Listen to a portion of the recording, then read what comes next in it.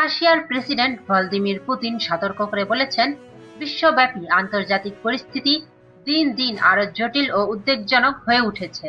তার মতে, পুরনো অনেক সংঘাত আবার তীব্র আকার ধারণ করছে এবং একই সঙ্গে নতুন নতুন সংকটপূর্ণ অঞ্চল সৃষ্টি হচ্ছে, যা বৈশ্বিক নিরাপত্তার জন্য বড় হুমকি হয়ে দাঁড়াচ্ছে।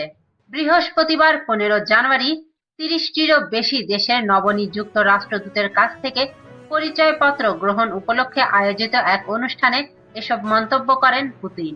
বক্তব্যে তিনি বলেন, আন্তর্জাতিক সহযোগিতা ছাড়া মানবজাতির টেকসই উন্নয়ন ও সমৃদ্ধি নিশ্চিত করা সম্ভব নয়।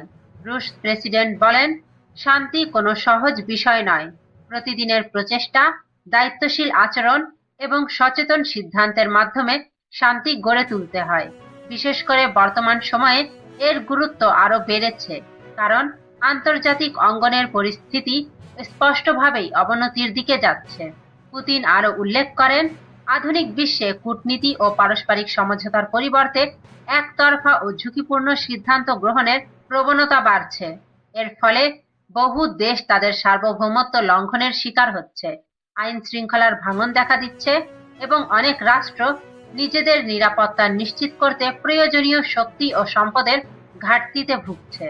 আন্তর্জাতিক আইনের প্রতি শ্রদ্ধা জানানো এবং বহুপাক্ষিক ন্যায়ভিত্তিক বিশ্ব ব্যবস্থা গড়ে তোলার আহ্বান জানিয়ে পুতিন বলেন, এক্ষেত্রে বৈশ্বিক সম্প্রদায়ের সম্মিলিত উদ্যোগ অত্যন্ত জরুরি। বক্তব্যে ইউক্রেন যুদ্ধের প্রসঙ্গ টেনে তিনি বলেন, ইউক্রেনকে কেন্দ্র করে সৃষ্ট সংকট রাশিয়ার বৈধ নিরাপত্তা স্বার্থ দীর্ঘদিন উপেক্ষা করার সরাসরি ফল।